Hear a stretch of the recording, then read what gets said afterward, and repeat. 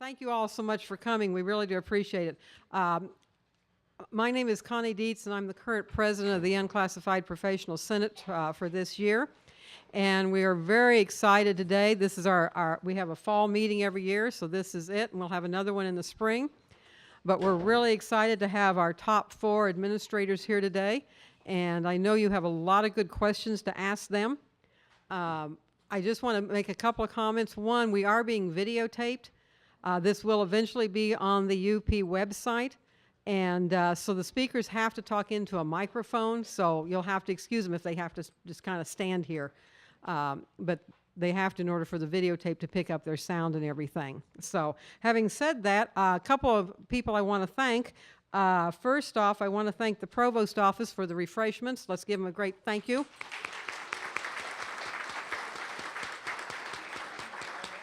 And Dr. Robinson, we'll call on you in the spring, okay, for the refreshments, okay? Thank you, Dr. Robinson. You're wonderful. Yay!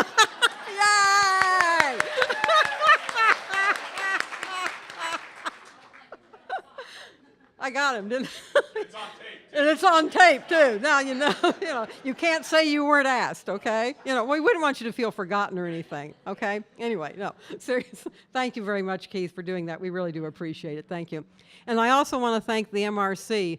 I didn't see Mike come in. There's Mike. Mike, thank you so much for the microphones, the videotaping, and everything. He knows we don't have a budget, so he does this because he loves us. So thank you so much, Mike. We appreciate it. Thank you.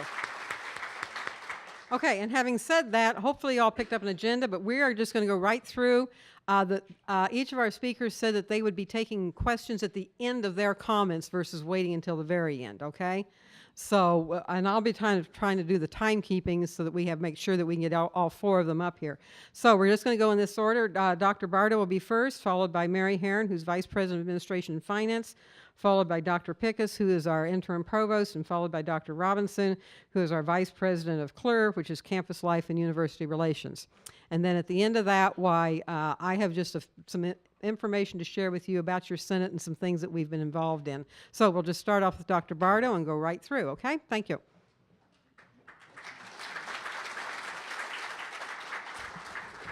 Well, thank you all very much for the opportunity to be with you. And it's a little weird here. I feel like I ought to sing, but you don't really want me to do that. My wife will tell you that isn't a really pretty thing to hear. My dogs used to leave the room. I do appreciate the chance to be with you, and I want to talk with you just about a few things. And really, you've heard me speak enough that you probably know what I'm going to say. And I don't really have more than one message, which is probably helpful because it makes it easier for me to remember as well. But fundamentally, I always laugh about it. I have 5 priorities, and I only have 5, so I can carry a Diet Coke around with me when I give speeches, and it makes it much easier to remember. Fundamentally, we are really working toward just a few things, and those really are 5 things. And number 1, just remind folks, number 1 is quality. Fundamentally, everything we have to be about as a university is quality. Buying a university education for a student is not like buying a loaf of bread. And if I can get bread 50 cents cheaper at Walmart than I can at Dillon's, I'm going to go to Walmart and get the bread. And really, this is much more like buying a surgery. And I don't call around if I need a surgery and say, well, wait a minute, that doc will do it to me for $2,400, and this other one over here wants $3,000, so I'm going to go to the $2,400 one. That's really not the decision you make. And so we really are going to focus fundamentally on the question of quality. Who are we? What do we do? And how do we do it the best we possibly can? The second issue for us has to be enrollment growth. We're undersized to do what this metropolitan area needs us to do, from my perspective, and we're undersized compared to our peers, given the nature of our mission. I'm really looking at trying to see how we move enrollment to between 20 and 25,000 head count over the course of time. That's going to take a very different way of thinking about this university. When I was here a million years ago, before the earth cooled, if you buy that theory, before the earth cooled, we were at 17,400 students. We're now at 14,800 students. Almost every student that we lost was a part-time older student. And so what I'm looking at is how do we reposition ourselves to continue building our traditional enrollments, at the same time recognizing that as an urban and metropolitan type university, that we really have a responsibility to the older adult that right now we probably aren't fulfilling at the level we can and should. In addition to that, we have a role and a job to try to be what I call an intellectual capital fixing entity. That's jargon for you need to get people here so they learn to love the place and stay. And we aren't doing much of that. We aren't recruiting much out of state because we have nowhere to put people if we get them. We could double the number of international students. We could really press on bringing people to this metropolitan area who want to make their lives here and will build toward the future. We're not able to do that right now. But all of those issues, adult learners, continue to get better and better traditional students, continuing to diversify our student body. We do a reasonable job of that, but we could do a lot better. We have a very substantial number of Hispanic people in town. Many of them come from families that don't have experience with college. How can we do something with that to really encourage more of the people who are here to register in school? We have many, many African American people here. How do we encourage higher percentages of those students to come here to stay in school and to continue to build our community? That's a really important role that we have to play. So enrollment growth covers a lot of issues. It covers graduate education, it covers distance education, hybrid education, adult education, traditional student education, take your pick. But we're looking at how we expand all areas to really encourage enrollment growth. The third issue for us is research. We do about $60 million, $60 million a year in funded research. The more funded research we can do, the more intellectual capital we create for the future, and the more we can help this area be competitive. We're doing some wonderful research on this campus, and when I get around and talk to people, the kind of work that's happening here blows me away. And we don't even know ourselves the kind of work that we're doing here. Individuals will be out there working and doing a good job, but I'll bet you don't know they're even doing it. If you happen to see the news this weekend, are you aware that we have a young faculty member in chemistry who's part of an interinstitutional consortium that may have discovered the mechanism that allows cancer to metastasize? And if they are able to block it, they can keep it from cancer from being able to spread. We've got a faculty member who's been here quite a while who's discovered, we believe, the mechanism that causes Parkinson's disease to kill cells. And again, if they can block it, they can stop the damage of Parkinson's disease. We have a faculty member in engineering who is working on a dissolvable heart stent so that after open heart surgery, they put in the stent, and when the stent's no longer needed, the body dissolves it and it goes away. These are marvelous, marvelous activities that can make a huge difference in the quality of life of people. And I'm only pulling out a few that I happen to remember. Make a huge difference in quality of life of people and really build us to the future. So research is a really big deal for us. Fourth is technology transfer. Technology transfer involves how our faculty, staff, and students who create new and interesting ideas take those ideas and bring them to the marketplace so they can affect business, they can affect government, they can have impact on the non-governmental organizations, the birth through community college school systems, and really make a difference in the lives of the people that we serve. We have one tech transfer officer right now, and we aren't really proactive with our technology transfer. And so we're going to try to build on that and see what we can do to make that a dominating theme of this university. It's what universities all over the country are doing, but we're in a position where we can do a lot more, and so we're going to push on that. And the final major goal, final major issue I'm worrying about a lot is the quality of student life. When I get around and I talk to alums, I hear about their experiences on campus and their love of this university.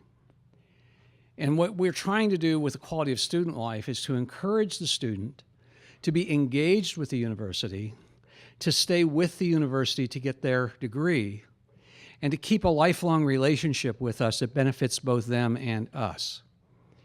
And so the quality of student life, the quality of that student experience is crucial if we're going to do everything else we want to do. And that's leading us to make some really, I think, pretty major judgments about the nature of the university. Before I got here, Don Beggs and Wade and others worked on doing redoing the Radigan Center to give us more space for student activities. Since I've come, I've focused a lot of time and attention on building a new residence hall, and you'll hear a little bit more about that from Mary. But we're getting ready we've got an RFQ out now, and we're going to be signing a contract, we hope, to get this underway as early as January.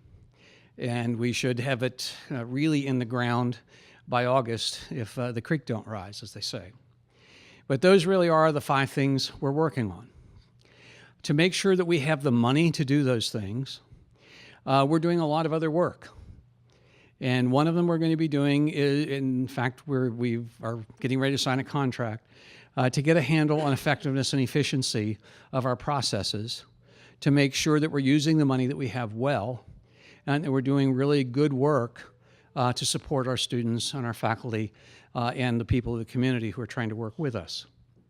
That's going to take probably a year and a half. We're not going to do everything at once. We're going to do bits and pieces. But we're going to start by looking at our whole enrollment issue and how what are we doing to recruit, what are we doing to retain, and how do we pull all that together in a way that maximizes opportunities for students. For example, something I have great interest in is the notion of a one-stop.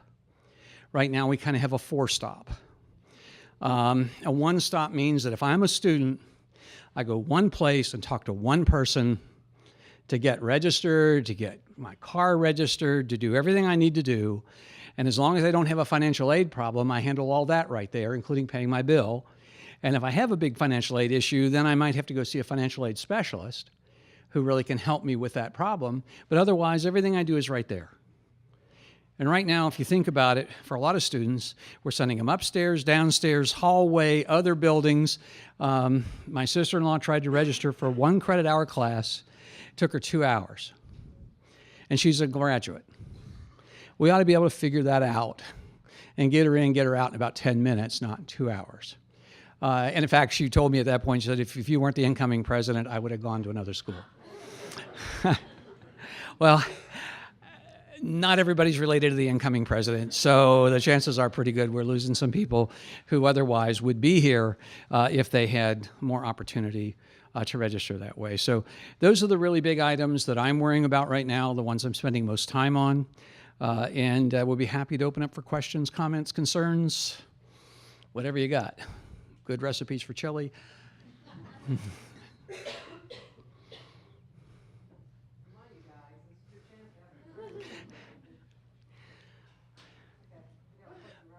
All right, come on, Kim, you can do it. Yeah. Can you elaborate a little bit more on the efficiency study? I think Sure. folks who are going to be potentially involved with that just want to know a little bit more about what to expect and a potential timeline of that. Yeah, I don't have a full timeline because we haven't signed a contract yet, but I'm going to try to get this started as quickly as we can. The group that appears to be the winner is the Pappas Group out of Connecticut. And if we can reach a contract with them, they're probably going to be the ones who do this. It's a relatively small firm that will look at what are we doing next, what are the areas we're looking at next, and then they'll bring in consultants who are specialists in those areas. What I can tell you is I'm making an assumption that we have good people, and that what we're trying to do is to align our administration to get done what we're trying to get done. And let me just give you a quick example. I have a strong sense that our admissions office is really good. I have a strong sense that our enrollment management people are really good. Now, if that's the case, then how do we take those really good people and help them take on responsibility for enhanced community college transfer, for enhanced recruitment of people at a distance? How do we pull all that together? Okay. I've heard from a number of academic units about real interest in expanding our non-credit education. Well, we don't have a whole lot of active support for developing. We have a lot of really good people. If you need a good facility and you need, materials and all that, we can do that. But we don't have any structure right now that I can see that's out there saying, well, wait a minute, the market says we can be doing these things, and we have these faculty over here who can do those things, and let's put them together and really build some programming. And so I'm looking at, okay, well, what would that mean here? Given the quality of people we already have, given the capacities we already have, what would that actually mean? Our research office. There's been a whole lot of talk about that. You've probably heard some buzz about it. And what we're trying to do there is say, well, post-award, once you get the grant, that's about accounting, it's about getting bills done, all that. That's one set of issues. But going out and getting the grant is another set of issues. And then having somebody who's making sure we're meeting all federal compliance, all state compliance, all legal compliance, that's a whole nother set of issues. So rather than trying to bung all that into one office, what's the best way of kind of linking it up so that everybody gets what they need and we do a better job of supporting grant development? Is that helpful? That's the kind of thing we're trying to do with this. Please. Where do you vision or propose this one-stop operation and how? Well, we've got a master planner who is going to hopefully tell us that. And it may be that we end up having to build a facility or we have to relocate some things to make it happen. But we are getting, as part of the, and Mary will talk about the master plan, but as part of the master plan, we're going to get a much better understanding of our use of space and ways in which we may be able to better utilize the space we have. So I don't have an answer for you yet, but I will tell you that the master plan will tell us whether there is a facility that we can repurpose for this with some other moves or whether we have to do a new facility. I don't know. Oh, sorry, please.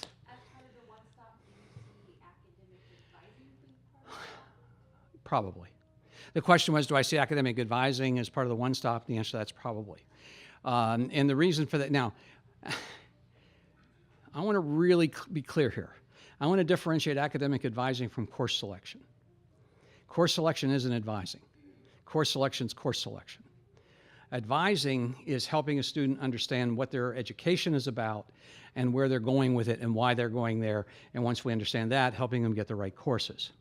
But if I'm coming in and I say I need 2 English and I need 2 English and a chemistry, that's not really advising. That's just course selection. That's just getting into the courses.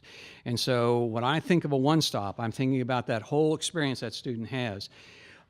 Active intervention with a student.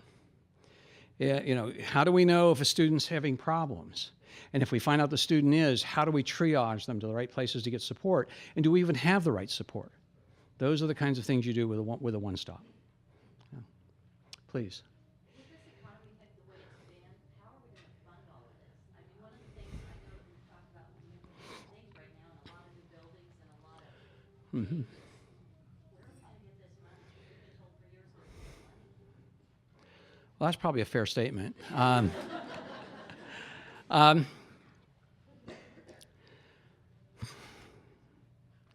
If you ask me how much money I have right now, it isn't very much. If you ask me how much money I will have in a year or so when I understand how we get more efficient, how if an area could do things differently and through attrition we have people move on and then we don't fill those positions because we don't need them anymore, we can generate a lot of money. I will also tell you that we have never right-priced this university. In my opinion, the university's price has been set to promote access, but hasn't necessarily been priced to promote the nature of the university we want to be. And so what I'm looking at is a process over the next couple of years of right pricing the institution to generate the income that we need to be the kind of institution that supports our students in the way that we should be supporting them.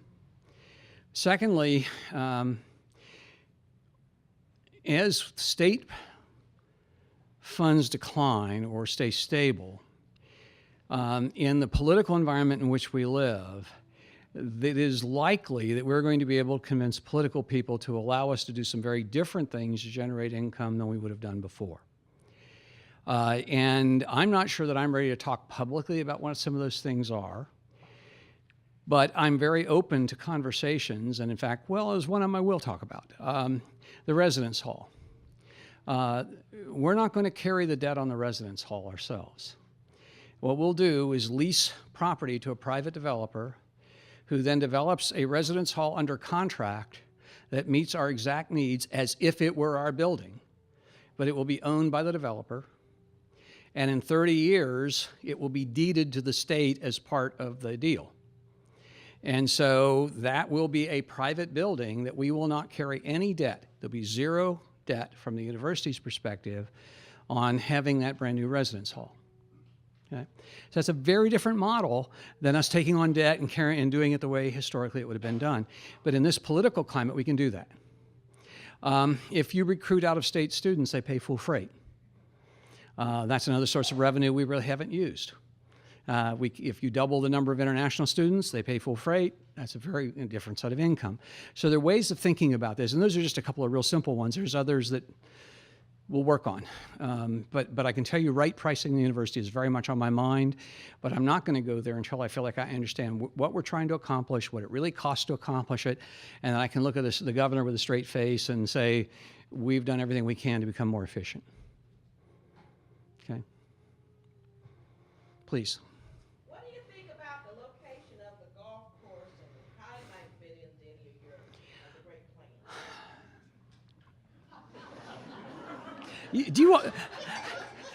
Do you always ask hard questions? I gotcha. Well, I think the golf course is just peachy. And I'm a really bad golfer. So if you ever want to feel really good about playing golf, just play with me. And I promise you, you will beat me and you will be better. The only person I actually play with is my son because neither of us care whether we win or not.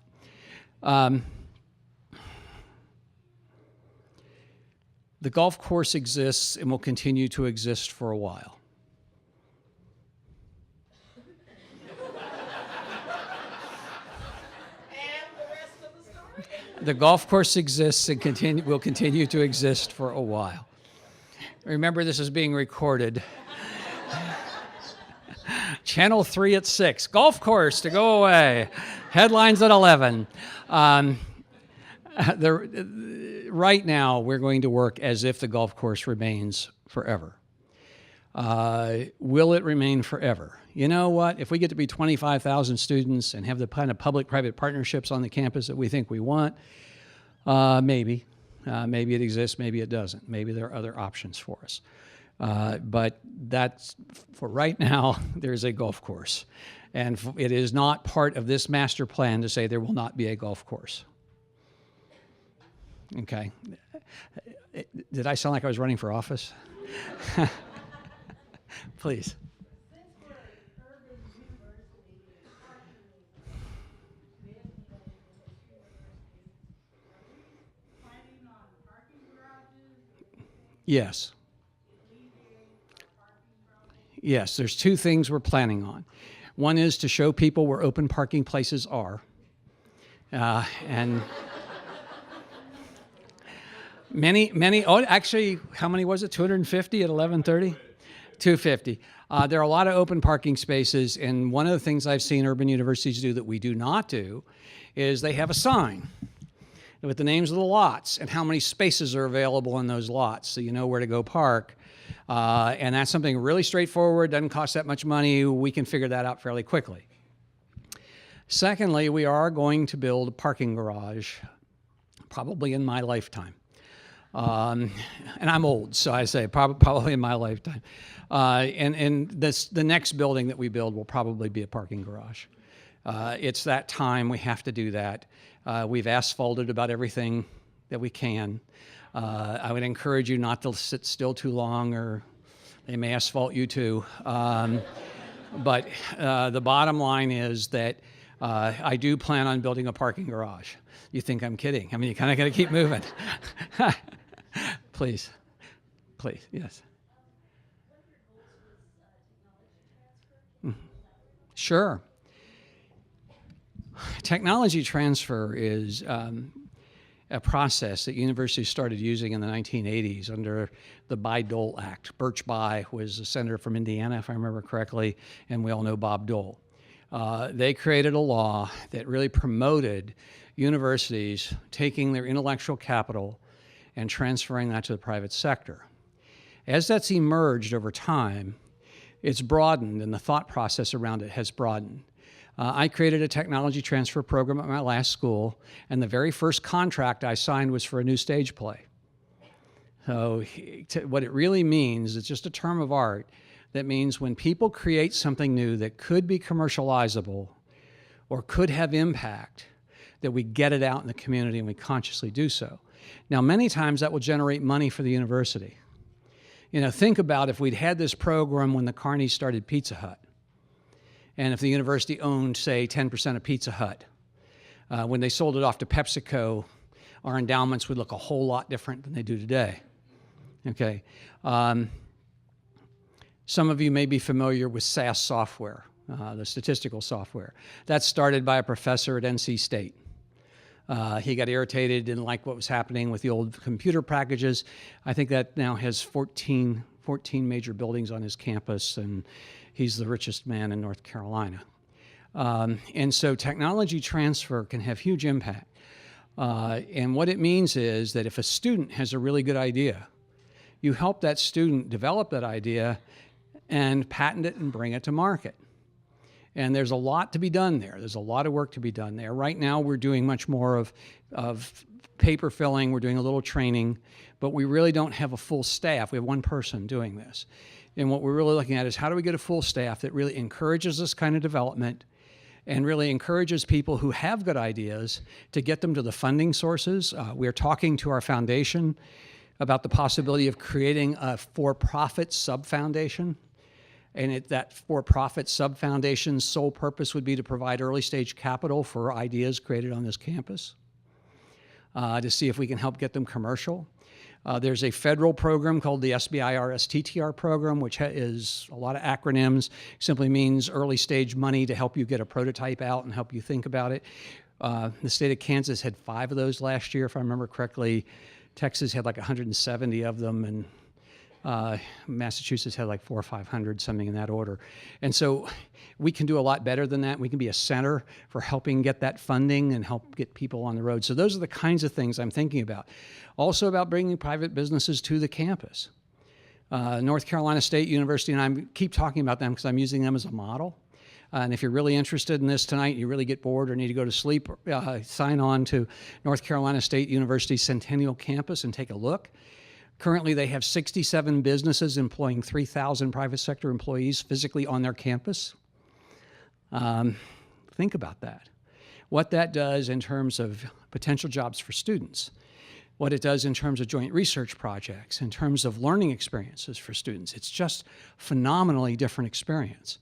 Now, we don't have enough land to do what they've done, but we certainly can take some of this idea and work with it. And some of the things they're doing are just phenomenal, just phenomenal. A friend of mine is working, he's the dean of a college. They are very close to commercializing a cloth that never needs to be washed or laundered. Never. It doesn't collect, it doesn't collect bugs, it doesn't get dirty. If it gets dirt on it, you wipe it off and it goes away. And he said the people who are working on it promised him that the first thing it would make was him a tie, because he ruins about one a week. But I mean, think about that, and think about it in terms of going to surgery where you'd have that where nothing could get in because it doesn't have any impact. Well, that's being done in conjunction with business. So that's the kind of thing we're talking about with tech transfer. So it makes a huge difference. One of the other ones I absolutely love, the version of mad cow disease that humans get. They've developed a non-woven fabric that if you get that disease, you go to the hospital, they put an IV or put a transfusion needle in, they run your blood through the fabric, put it back in your body, and then no disease. The only thing that sticks to it is the mad cow antigen, and at least in clinical trials, it's 100% effective. So it's basically you stay in for a day or two while they do this, and then you go home and you're disease-free with no drugs, no nothing other than just this. So I mean, this is what I'm talking about us doing here, and getting our students involved, our faculty involved, our staff involved, and really engaging in ways that change the quality of life for the future of this metropolitan area. It's cool stuff. I get excited about this if you can't tell. Anything else before we close? Please.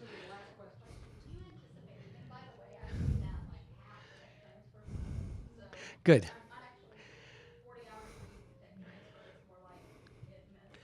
Yeah. Do you foresee that we would adopt a model or get these Board of Regents to change their policies so that the university will not have to own all of the intellectual property? Because in negotiating contracts, that's usually the sticking point is the private companies want to own it, and we're pinned up against IRS regulations about, bonded buildings and such. Yes, I anticipate multiple ways in which we're going to address that.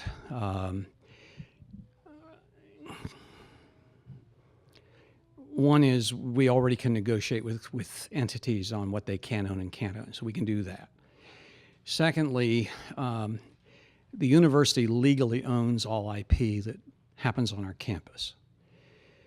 My goal is to modify policy so that the person creating it owns a big hunk of it, and any students who are involved own a hunk of it, so that they have reason for wanting to make it successful. And that's much different than licensing. The way it is now, the university owns the intellectual property, but then what we do is we put in place a revenue distribution agreement. Correct. As part of it. Do you think the board of policy then regarding I think in fact, I'm going to have will the Board of Regents policy change? If I can help them change it, the answer is yes. Will it change? You're going to have to talk to Tim Emmert about that. But my goal is to maximize the flexibility of the university to promote high quality of life in metropolitan Wichita, including an increasingly diversified economic base, an increasingly high quality education system, an increasingly high quality health system, and an increasingly safe environment. Now, what we got to do to get there is going to take more than this week, and I'm really, really interested in leading that to happen. And if that means I have to go to Congress to get a change in IRS regs, I will try to do that. If it means I have to go to the governor and plead my case, I will do that. I don't care. That's why I came here. All they can do is laugh and point. All right, that's the worst thing they can do. I'm a big boy. So if you want to laugh at me, it's okay. And so far they haven't. I've actually proposed some things to them that they've kind of looked, gosh, well, you haven't thought about that. They haven't come back and told me, wow, that was really stupid. Why have you done that? But yes, that's where we're headed. Good. And any input you can give me on what that ought to look like, I really want to know. Thank you. Thank you for the time, and thank you all for being here today.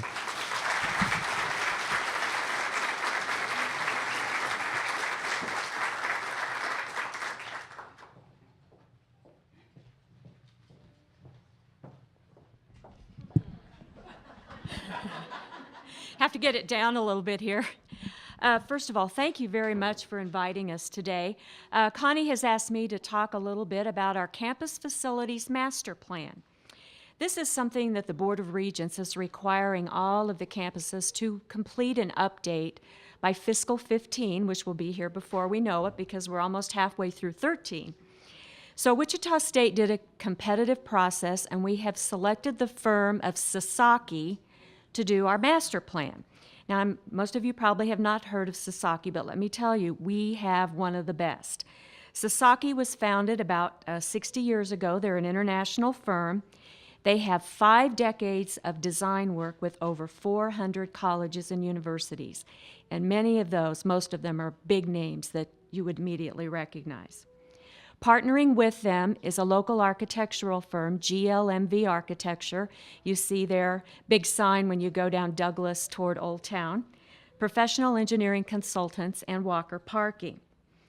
So what are they going to do? Well, they're updating a plan. Actually, we're really starting from scratch.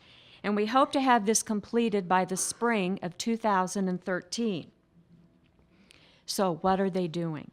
First of all, I'm hoping that all of you received an email from President Bardot asking you to sign on to a website. And this was prepared by Sasaki, and you're going to be asked a number of questions about where do you eat, where do you study, where do you park, what parts of the campus do you feel are unsafe?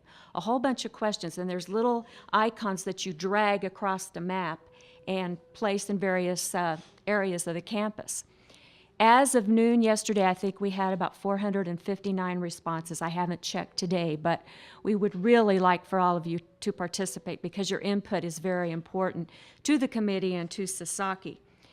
Olivia Sullivan, the SGA vice president, has also sent this out to students. So we're hoping that we just have a wide range of input. So what is it they're looking at? Well, first of all, one of their projects is to figure out where we're going to put our new housing facility. Right now, it looks like it's going to be on the parking lot north of Morrison Hall, between Morrison Hall and the football stadium. So if you think about that, between that location and the staging area that will be needed to put up that facility, we are going to lose about 750 parking spaces. So as you can imagine, this all has a domino effect. So what we're going to have to do for parking, and Wade will talk a little bit about the logistics of some of this, we are going to take the play field that the Heskett Center has over along 21st Street, and that is going to be turned into a permanent parking lot. And we will be opening a new play field up by the Metropolitan Complex. So there's still a lot of design work to do, a lot of things to figure out, but that's what's underway. Another project that is going on is we are going to have to tear up Alumni Drive, which is the street in front of Morrison, Jardine, McKinley, there by Dirksen also, to replace some utility lines. Well, instead of putting back the street, we are going to close the street and make that a beautiful green area for the campus to use. And just picture in your mind some of the events that could be held in that area of the campus. Sasaki will be back on campus for 2 days next week to finalize on some of these projects. They're meeting with a number of groups, including the academic deans.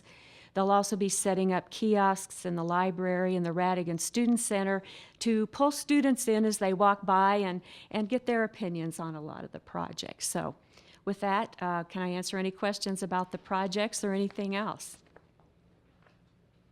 Yes? Excuse me, on the new residence hall, do we know yet about how many students that will house? We're looking at between 700 and 750.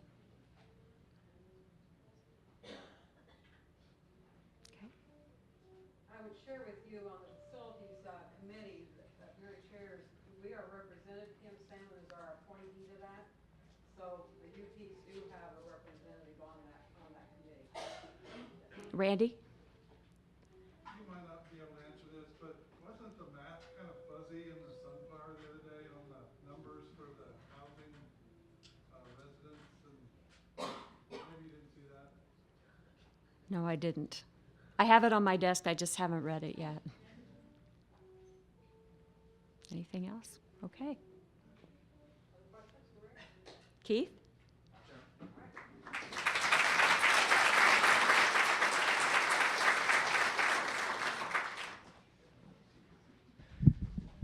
Well, let me reiterate, it's a real pleasure to be here and have a chance to talk to you folks. Many of you work with closely and have known for a number of years.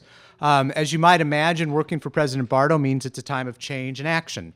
So a lot of the things that he talks about falls to the Office of Academic Affairs and Research to begin to implement. And I think I'll talk about two sets of things. I might need more fingers than John's 5, but let me fill you in on some dynamic transitions that are in place right now because they affect many of you. Some of you may know, and I know that absent information, rumors grow, and I don't like rumors. I actually prefer to get information out there. So let me go back to the Office of Research Administration, which I know some of you work in and you're more familiar with, but others interact with and may not know as much about. We have actually taken some initial steps to make the office much more efficient, and for us, efficiency means productive in procuring grants and enabling faculty and staff to get the kind of grants that we want here. So we have initiated a process whereby we've separated pre-award and post-award. So the pre-award is being directed by John Tomlin, who's Interim Associate Provost for Research and the Executive Director of NIAR, and he's working with this staff to really fine-tune and focus their efforts on the procurement part of grant administration. And the post-award side is now being overseen by Lois Tatro out of Mary's shop, because this is where we do payroll and accounting and so forth.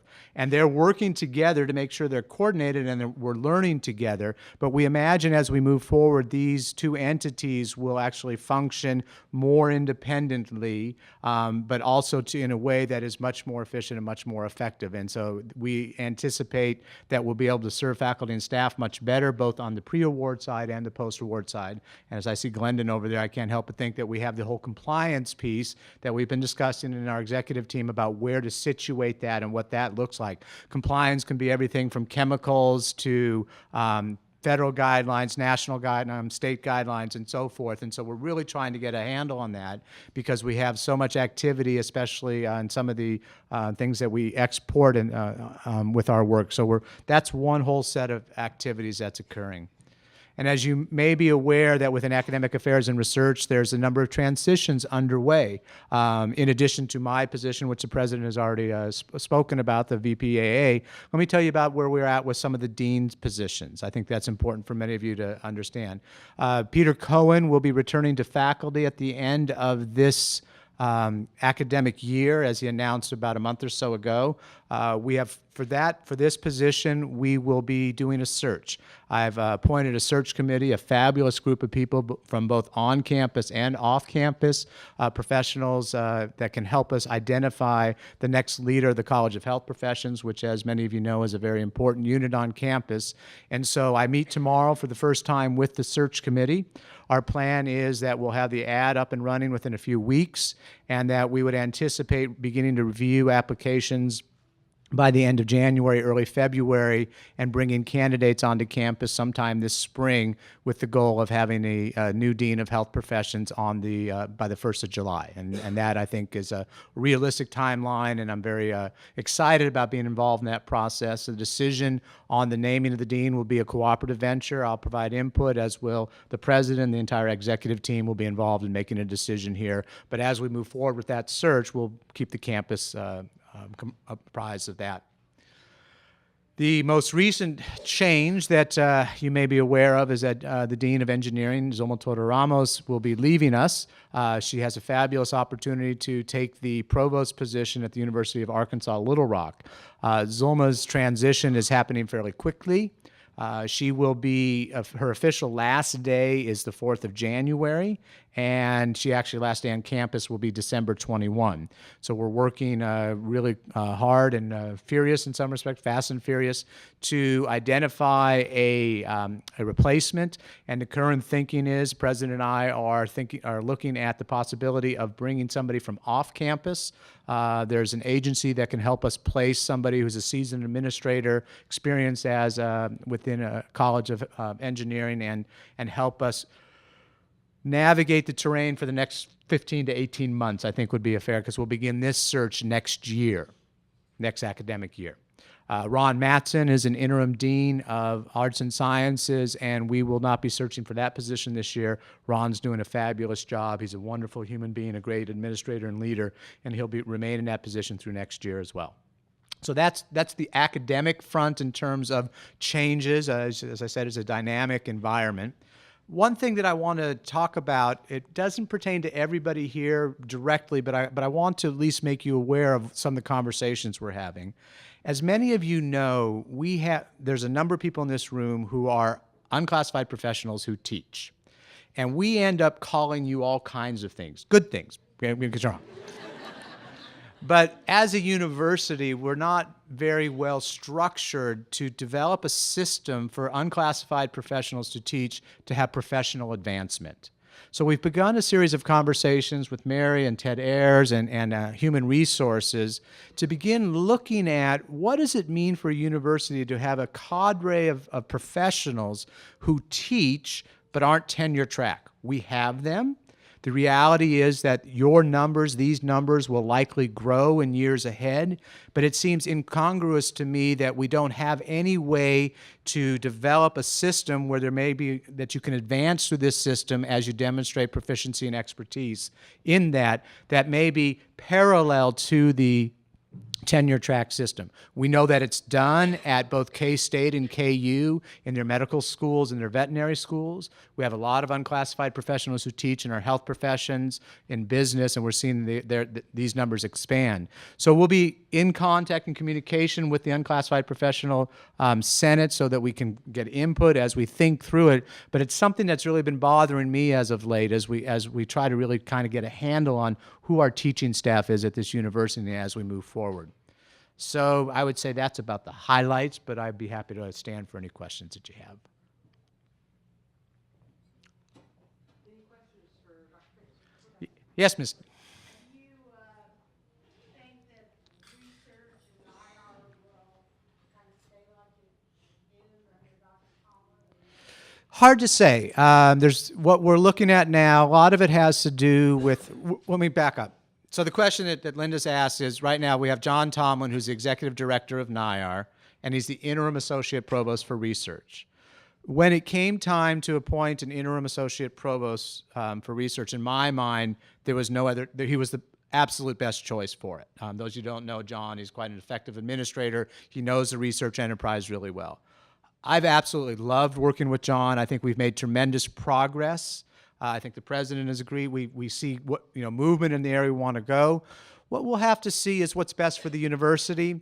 There's no doubt in my mind that John Tomlin will remain the executive director of NIAR. That's what he loves. That's what he's good at. So part of it's going to come down to what can he handle and what's best for him, the university. Hard to predict. I think we'll know more when we get the efficiency and effectiveness audit folks on campus. That's going to be one of the first things they look at. We're essentially going to say, well, these are the steps we're thinking about and we've taken. What do you think would be the best way to organize it?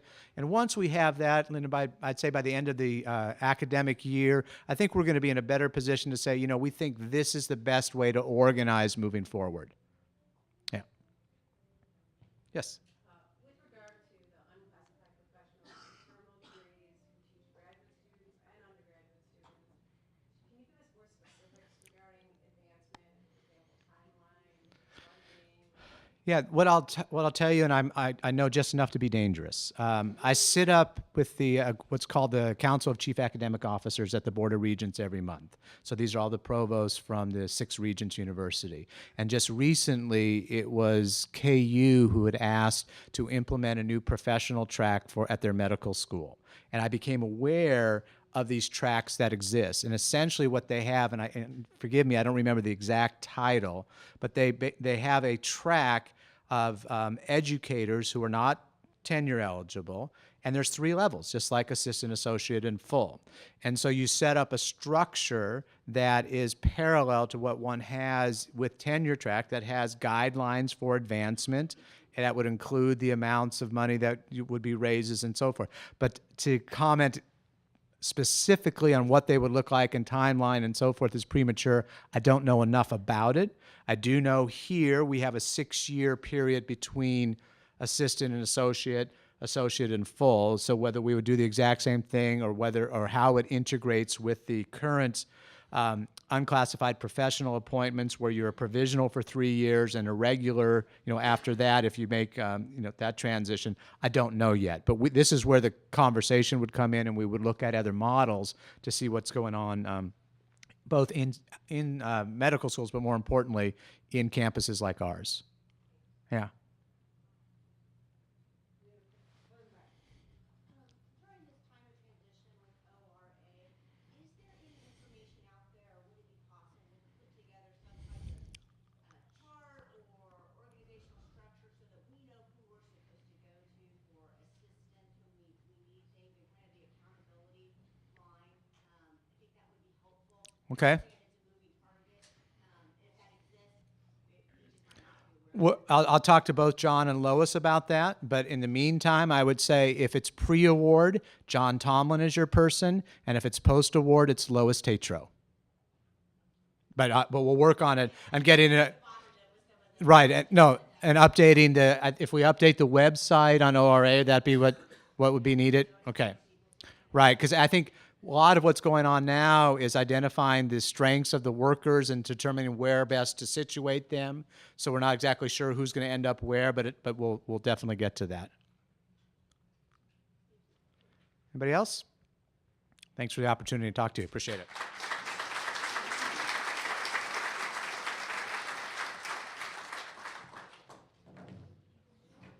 Just adjustment here.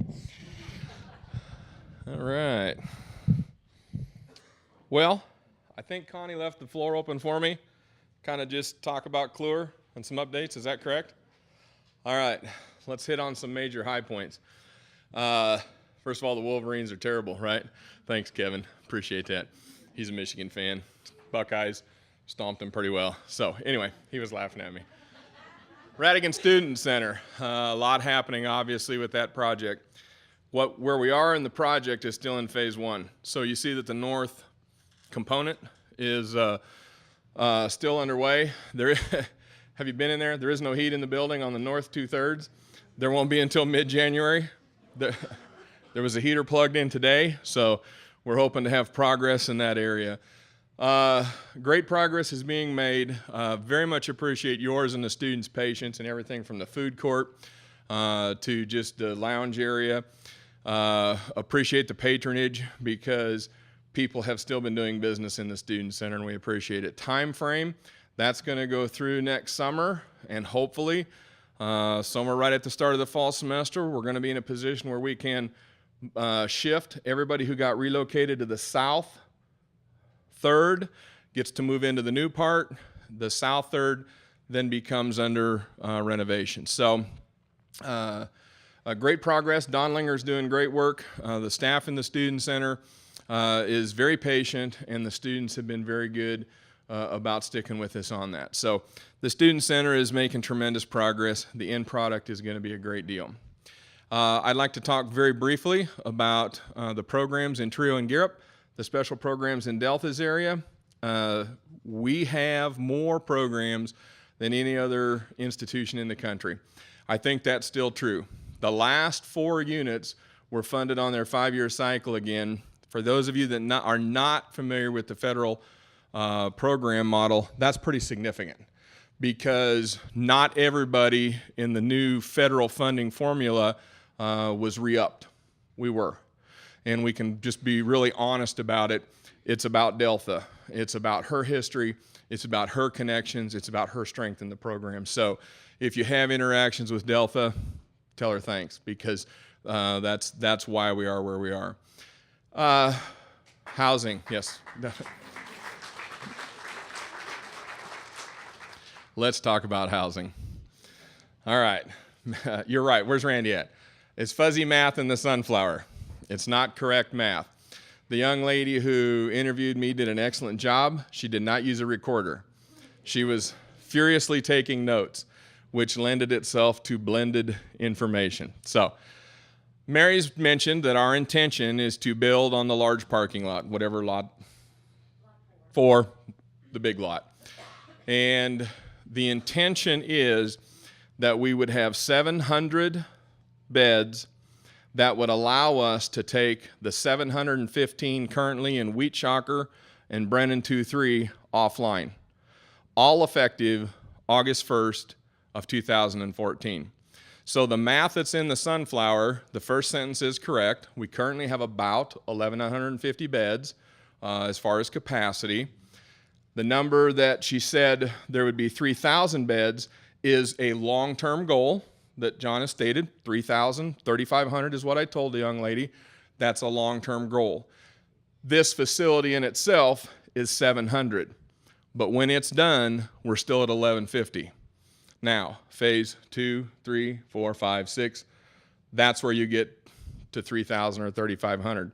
So this is not the end, this is the beginning, which for some folks has created enough consternation. So Steve Larson, our Director of Housing, is here in the audience grinning, and most of his staff is here smiling as well. We're very excited about it. It'll have dining facilities just as Fairmount Towers and Fairmount Commons do. Fairmount stays online. Our intention is that this new facility, I simply call it Shocker Hall to give it a name. These 700 students, or these beds, are designated for our new full-time, not full-time, but our new freshman population. So who's currently in Fairmount now resides in Shocker Hall, who's currently in Wheat Shocker, now become residents of Fairmount Towers, okay? But there's going to be dining facilities in each.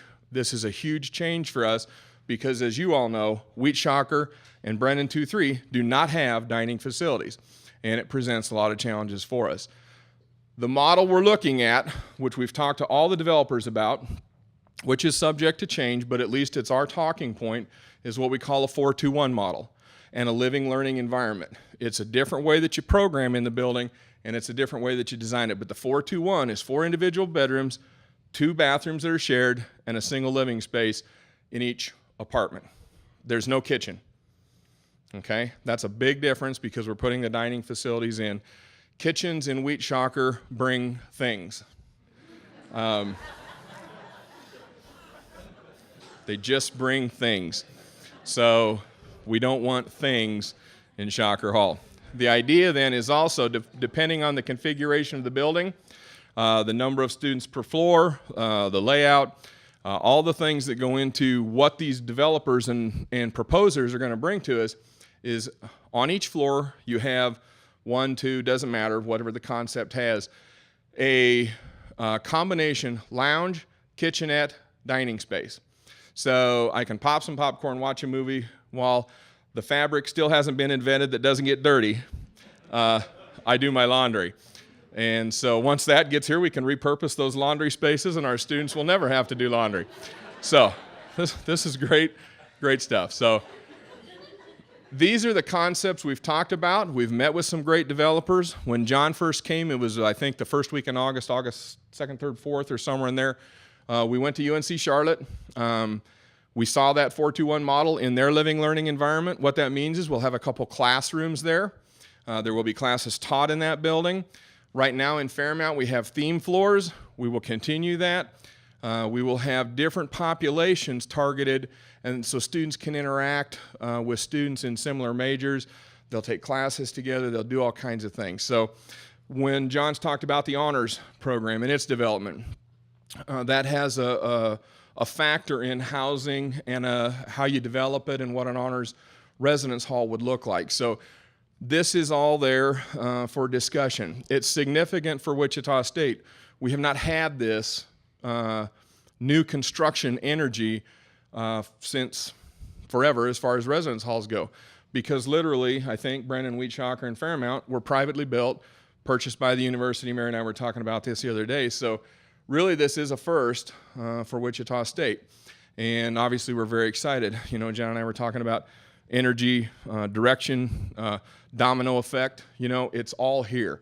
Of course, if it rolls down the wrong way, then it has a different feel. We think it's all rolling the right way at this point. So we're excited about that. Mary talked about the parking. I broached with student government on 2 occasions this past week. Where we want to go. Over the past couple years, we've talked about expanded play fields, intramural fields at the Metroplex with synthetic turf fields. We can't keep grass alive. It's not an option. First of all, the drought kills it. Second of all, the overuse takes care of it. Because when we play on it every night, every day, soccer, flag football, community sneaks in or somebody gets in there and is on it, you can't keep it alive. So really what we're looking at is some opportunity at the Metroplex for that play field. And then Mary's talked about the field here being expanded parking. For me, next summer is a big energy point because what we really need to do is be in a position to, once the spring semester ends and our intramural season's done, do the intramural fields over the summer, do the parking over the summer. I'm just saying, big energy point. So that the lay down spot in the residence hall ground will obviously be made for construction. So those are our discussions. Those are the things that are out there. There's a lot that's got to happen, but everybody wants to know about residence halls. Great discussion point. I did the interview with Lily Wu. I told her we don't have a parking problem, and I mean it. I emailed her yesterday at 11:30. I said, Lily, I drove around campus right now. I quit counting empty parking spots at 250. So I'm not saying, and the finger comes right back at me and says, well, that's easy for you, Robinson. You park right outside Morrison Hall, right? Right? I saw you going out. That's a bunch of crap. So I'll park at KMUW, and I'll show you that there's not a parking problem. But that's my message to students. Of course, yesterday was the first men's basketball game, not first, a men's basketball game, and you know the joy that creates. Mary, John, Eric's not here, but the fun with the reserved parking. So the young man come in and says, I just got a call that I'll be towed if I don't get my car out of the lot behind Dirksen by 4. And I said, don't park there. And he goes, well, it's so convenient.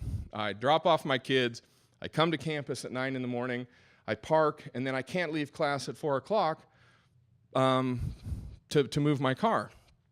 And I said, if you come at 9 in the morning, you have 2,000 other options. Use it, walk 1 minute more, and you're done for the day. It was a great conversation. He was a great guy. It was habit. It just wasn't in his thinking. So we had a good talk. I don't think he went up to you, Mary, did he? Oh, I knew I could keep him away from you. So anyway, that's housing. It's a big part of what we're doing in student life. John talked about efficiency and effectiveness. Admissions is up.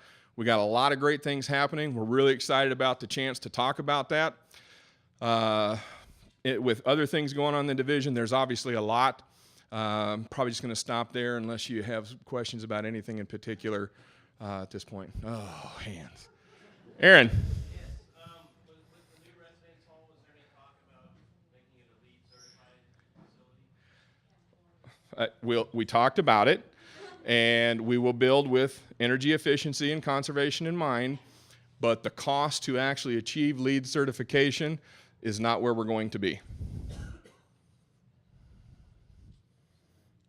the housing end of it, are we looking at anything down the road for families or couples? I mean, because Shocker could be Sure, I'd say personally, phase 4, 5, 6. What we're talking about doing is starting where we have to start. That is a different type of traditional freshman environment. So when John talks about how do we go recruit out of state, we can't say come here for this. We need this first, let that build and grow, and then talk about what are the next phases. Certainly out there, probably not, in my mind, within the first 1, 2, or 3. Is there any way, it seems strange to move this practice field to a metroplex, like we're taking students away from the main campus? We're already there. I guess it's not a question.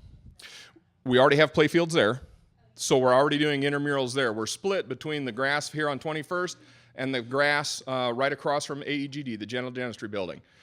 So we're already there, number one. We have more space to work with, number two, and it helps us, what did Ken Bullock came and visited yesterday, it helps us segment our campus into zones. And so you've got a housing zone, an academic zone, an athletic zone. This is more of a kind of an intramural interplay zone, and we'll work on things that require shuttling, transportation, moving. But we're already there, so that won't be a totally foreign concept for students to work that way.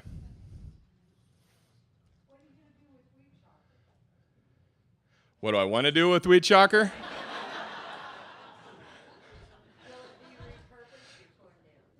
A lot of opportunities that we've talked about. John, jump in when you want to here, but oh, he's supporting me all the way behind me, way back there.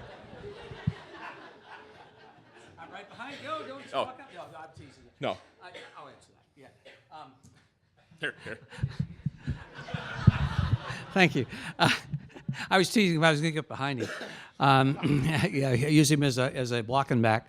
My intent, if this all works well, is that we find the money to get rid of Wheat Shocker entirely, that it goes away, and it's something we remember fondly, and that it become the beginning part of a public-private partnership campus where we actually encourage the development of private research centers on our campus to link back to our engineers and our scientists. Very much like I was talking about with North Carolina State University and some of the work that they're doing, and that would be the location where we would start that. I was going to say that. I just want to be sure that was okay. No, but you think about where Wheat Shocker is located. The parking will still be there. So when you talk about parking, there's still the parking that's currently for all the residents there. You also have Brennan 2 and 3, and we have Brennan 1, and I've told Delta, before we doze it, we'll honk twice, so have your staff ready to get out. So just a quick box and out the door. No. But if you think about what John's talked about, the space that Weedshocker presents, if you look where Brennan 1, 2, and 3 are, you got the parking lot, a volleyball court, and you're on the park. You have a corridor right there from the tennis courts to the park that the university would have prime opportunity to develop something really neat. So there's a lot of options. We've simply talked about a lot of different things. I understand that it must be very hard to part with state buildings, and as much as the inner workings of Brennan 2 and 3 are loved by Steve Larson and myself, we're okay to part with them. So, other questions? With the discussion of improving quality of life for our current constituents and meeting the needs of returning adult learners, how does the housing work to meet the needs of our large demographic who seem to be commuters who come from the surrounding area? Yeah, great question on how do we meet the demographics. Most of our commuters are traditional students who moved out on their sophomore year. If we can build that housing first, that's why the question came back to how do we sequence this? Once we have the capacity for the more traditional freshman, sophomore, junior, undergraduate student, then what do we do and what are the needs? Perhaps it's a graduate in residence, perhaps it's a faculty in residence housing, perhaps it's the visiting professor. That's why I said perhaps phase 3, 4, somewhere in there. But we've got to meet that traditional student. So most of our commuters truly are living in an apartment within 2-3 blocks of campus. But they're our traditional age undergraduate student. Several of our adult students will utilize our satellite campuses, west and south. And so once we can move through those traditional populations, which includes international students, which is a significant population, over 1,300 students, and we don't house that many in Weedshocker, they very much struggle for quality housing where they're not taken advantage of in the surrounding area. It's a tremendous opportunity for us to meet those needs as well. So it's sequential if you look at it building out like that. Anybody else?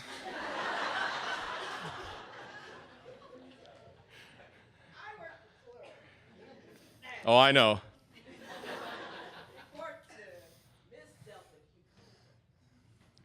Have you attempted to purchase property on 17th Street east of Yale where those apartments are and the bar, any of that? That's real, that has some close proximity to the university. I've made a significant down payment at the bar. I've taken over no ownership of the property. I know, John, it was even before you came. The answer for all of us is no. A private development company is doing that. We are not. Are you going to be in partnership with that? We have met with them, and there's significant opportunity to work with these individuals on many fronts. If you're over there much, the apartments that we're talking about are on the east side of Brennan 1, 2, 3. They have refinished them all. They've actually made them livable. These individuals are quality individuals. They're not slumlords. They've done a very nice job. It's temporary because that's not their long-term plan. So the answer is we're not. Somebody is. We're aware of it.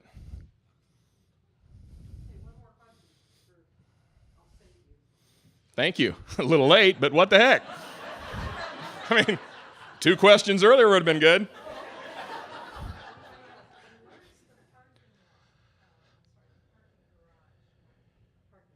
Oh, I think there's nothing definitive. Sasaki is here to tell us as part of their process in the master facility planning, where is it? That's their job, and so there's many different options that are available. Their responsibility is to identify that for us. Oh, I don't think so. It's not tomorrow. Right. They're going to have a product back to John that he can take to the Board of Regents in the very near future. I think end of the spring semester they'll have a draft, and that'll tell a lot of different things about where things will be. So it'll happen quicker than that. What the ability is to place it there, afford it, and all those things. I think students are very excited about the concept of a parking garage. Last night at student government, when I told them the cost per parking stall is $15,000, that's not what they were expecting. And then because they're very good at math usually, they understand what their fee is going to be to pay for that. So that's where they're at. I'll get out. Thank you very much.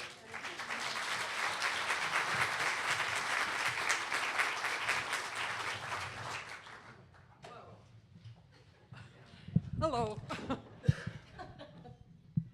There, that's better. On behalf of the unclassified professional, I really want to thank Dr. Bardo and Dr. Pickus and Mary and Dr. Robinson for coming today. Thank you.